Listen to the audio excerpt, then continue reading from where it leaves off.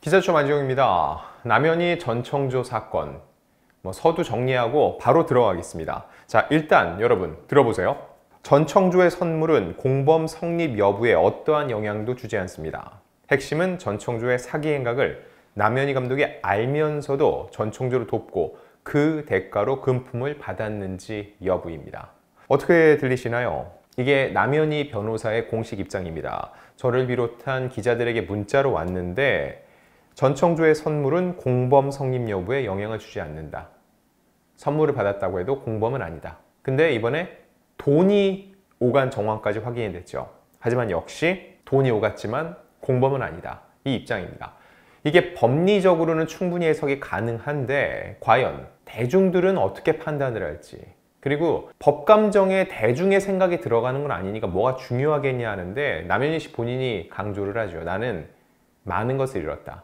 다른 사람들은 돈을 잃었지만 난 명예랑 다 잃었다.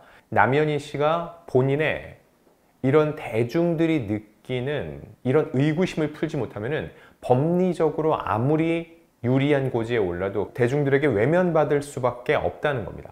그래서 이 대중감정 그리고 상식선에서 뭔가 풀어주는 게 필요하다는 거죠. 자, 이게 구체적으로 어떤 얘기냐 보면은요, 전청조에게 11억 원을 투자한 남현희 펜싱 아카데미 학부모, 우리가 보낸 돈이 남현희의 계좌로 갔다고 주장을 했습니다. 꽤 치명적인 내용처럼 제 귀엔 들리는데요.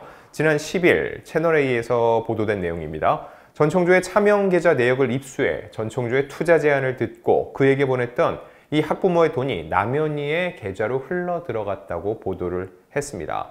이 부부, 비상작 주식에 투자하면 몇 배의 수익을 거둘 수 있다는 전청조의 말에 속아 11억 원을 송금했는데 지난 6월 1일입니다. 전청조 측근 명의의 차명 계좌로 5억 원을 보냈는데 전청조의 차명 계좌에서 같은 날, 6월 1일 같은 날 남현희 씨에게 이 돈이 2번 출금이 이루어진 겁니다. 먼저 이 벤틀리 대금 명목으로 3억 3천만 원, 그리고 남현희 계좌로 1억 4천만 원 이체가 됐는데 이 1억 4천만 원 어디서 많이 들어본 것 같지 않으세요? 전청조가 남현희 씨의 빚을 갚아줬는데 그게 약 1억 4천만 원이라고 얘기를 했거든요. 이게 같은 금액인데 같은 채무에 대해서 변제가 된 것인지는 아직 구체적으로 나오진 않았습니다. 자, 그럼 이 A씨의 주장을 좀 더 들어볼게요. 지난 2월 이후 총 전청조 남현희를 5차례 만났다는 거예요. 그런데 이 중에서 투자 얘기를 나눈 건 최소 3차례였다는 겁니다. 투자 얘기하는 자리에 남현희 씨가 있었다는 주장이죠. 4월 중순 펜싱 대회 후 호텔방에서 투자를 논의했고 남현희 역시 들었다라고 주장을 했습니다. 최근 남현희 씨는 경찰 조사에서 이거에 완전히 반하게 투자 관련 얘기를 듣지 못했다라고 반박을 했죠. 이 경찰은 이 추가 차명 계좌 내역과 현금 거래 내역도 규명해서 남현희와 전청조의 공모 여부에 대해 수사를 이어간다는 방침이거든요. 전청조가 투자받은 금액이 바로 그 당일날 남현희의 계좌로 흘러갔다. 근데 이게 4억 원이 넘는 금액이다. 여기까지 공개가 됐죠? 이거에 대해서 남현희 씨의 변호사 측 입장을 하나씩 들어보겠습니다. 남현희에게 직접 이체된 금액은 단 한 푼도 없다. 무슨 얘기일까요? 투자자들이 남현희 씨의 계좌로 돈을 넣지는 않았다는 얘기예요. 보도의 뉘앙스와 달리 A의 계좌에서 남 감독 계좌로 이체된 금액은 한 푼도 없다. 전청조가 A에게 사기를 쳐 투자 명목으로 돈을 받아 챙긴 후 실제 부자인 것처럼 행세해 남 감독을 계속 속이기 위해 그 돈으로 벤틀리를 선물하고 대출금 갚을 돈을 준 것입니다. 결과적으로 벤틀리 사줬다, 대출금 갚아줬다 다 인정했습니다. A는 남 감독에게 투자 관련 이야기를 한 적이 없습니다. 전청조 역시 A로부터 투자를 받았다고 말한 적이 없습니다. 따라서 남현희는 그 돈이 A의 투자금이었음을 전혀 알 수 없었습니다. 남 감독은 A가 전청조에게 투자한 사실을 이 사건이 터진 뒤에야 처음으로 알게 됐습니다. 이 주장의 핵심은 남현희가 A로부터 직접 돈을 받지 않았다. 투자를 해달라고 한 적도 없다. 다 전청조가 받은 거다. 돈을 직접 받지 않았다. 맞는 얘기입니다. 하지만 남현희를 계속 속이기 위해 그 돈으로 벤틀리를 선물하고 대출금을 갚아준 거다. 그런데 남현희 씨는 돈은 받았지만 그 돈이 범죄 수익금인 건 몰랐다는 얘기입니다. 사기꾼이 사기를 치기 위해서 4억 4천만 원이라 되는 돈을 쓴다. 이게 사실 그렇게 저는 상식적이진 않다는 생각이 듭니다. 근데 법리적으로는 수긍이 갈 수도 있어요. 왜냐면 직접 사기를 쳤냐, 사기 의도가 있냐, 거기에 공모를 했냐, 이런 것들이 법리적으로 중요한데 적어도 현재 주장을 놓고 봤을 때는 첨예하게 엇갈립니다. 남현희 씨는 절대 몰랐다, 절대 그렇지 않다, 직접 받은 적 없고 해달라고 한 적도 없다. 그런데 전청조와 A씨 부부는 남현희가 알고 있었다라고 주장을 하고 있는 거죠. 자, 다음은 남현희 변호사의 두 번째 입장입니다. 계좌이체 기록을 이용했다. 이게 뭐냐면은 이 A씨만 남현희를 공범으로 고소했다는 걸 강조합니다. 자세히 살펴보면 의문이 생긴다고 하는데 전청조는 A를 속여서 거액의 투자금을 받은 뒤 남현희를 계속 속이기 위해 이를 벤틀리 구매에 사용하고 주택담보대출을 갚으라며 송금도 해줬습니다. 하지만 남현희는 그 돈의 출처가 A였음을 전혀 알 수 없었습니다. 엄청난 부자로 믿었고 또한 결혼까지 약속한 전청조로부터 받은 것이었고 전청조가 특별히 출처를 말하지 않았기 때문입니다. 그럼에도 전청조는 남 감독에게 계좌이체한 기록이 남아있다는 점을 역으로 이용해 사건을 재구성하고 이를 교묘히 왜곡해 A에게 알려줌으로써 남 감독을 공범으로 몰고 가려 합니다. 이는 전청조가 구속 중임에도 벌이고 있는 또 다른 새로운 사기일 겁니다. 이 주장의 핵심 보겠습니다. 일단 계좌이체가 됐죠. 이거는 사실입니다. A에게서 전청조로 돈이 들어갔고 전청조에서 남현희로 돈이 흘러들었다. 이건 확실해요. 자금의 흐름이 확인이 됐어요. 이들 부부가 6월 1일 이 전청조 측근 명의의 차명계좌로 5억을 보냈는데 이 차명계좌에서 같은 날 2번 출금이 이루어진 거죠. 근데 이 돈을 받은 남현희, 전청조가 부자인 걸로 믿었다. 그의 돈이라고 생각을 했다.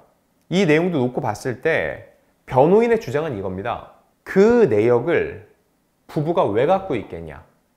결국 너희가 준 돈 내가 이렇게 남현희한테 보냈어 라고 해서 남현희에게 보낸 그 증빙 화면, 이거 자체가 결국 전청조가 그 부부에게 제공한 거라는 거죠.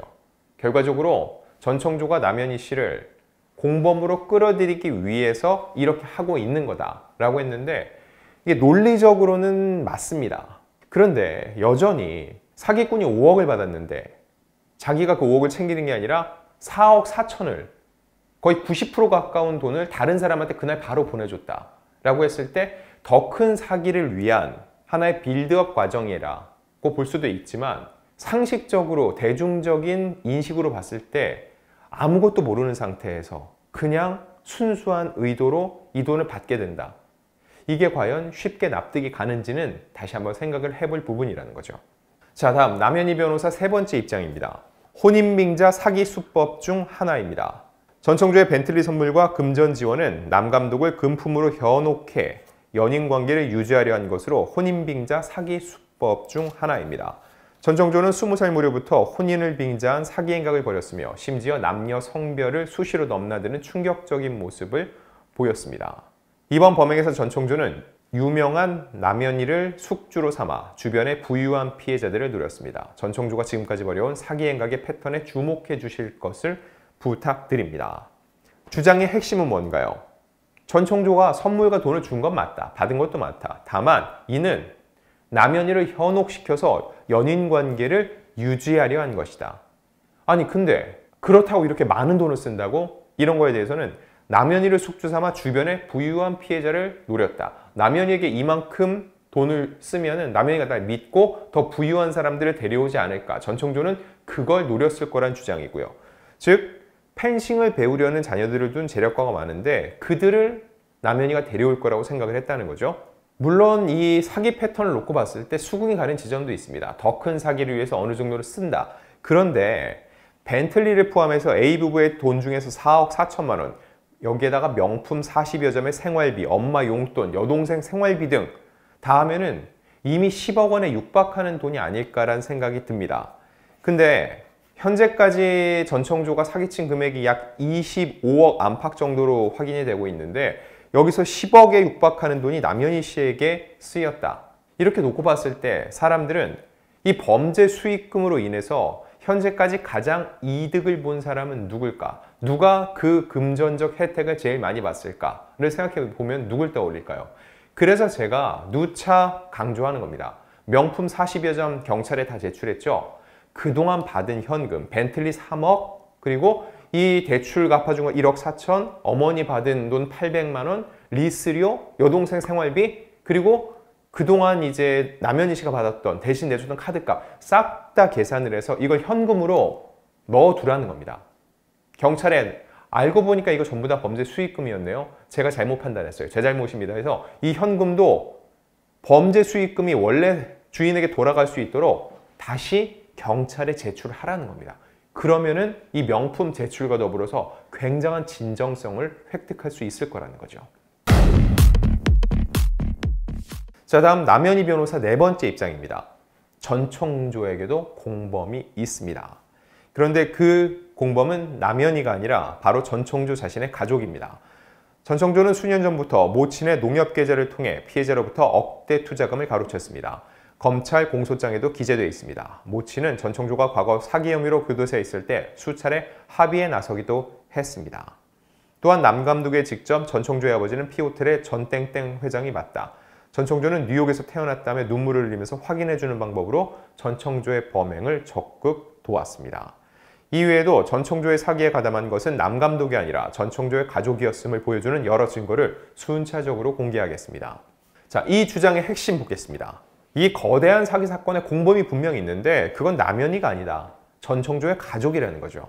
실제 전청조의 모친이 이 같은 사기 사실을 알면서 돕고 전화통화했으면 공범으로 처벌을 받을 겁니다. 그리고 이 모친의 계좌를 사용해서 직접 투자금을 받은 것도 분명 법적인 처벌을 받게 되겠죠.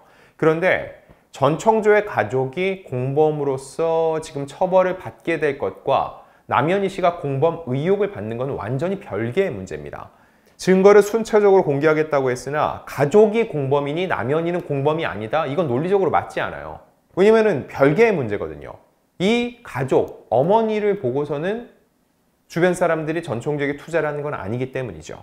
이 피해자들은 남현희 얼굴 보고 투자했다고 하기 때문에 결국 이렇게 놓고 봤을 때 그 사람들은 남현희 씨에 대해서 무언가 서운한 감정이 들 수 있고요. 그 끝에 한 부부, 이 A 부부는 직접 공범으로 보고 고소를 한 거였죠. 자, 그럼에도 불구하고 남현희 씨는 속았고 남현희가 직접 투자를 권유한 정황이 없다. 최종적으로도 없는 것을 확인이 됐다. 그러면은 남현희 씨는 상대적으로 공범 의혹으로부터 자유로워질 수 있습니다.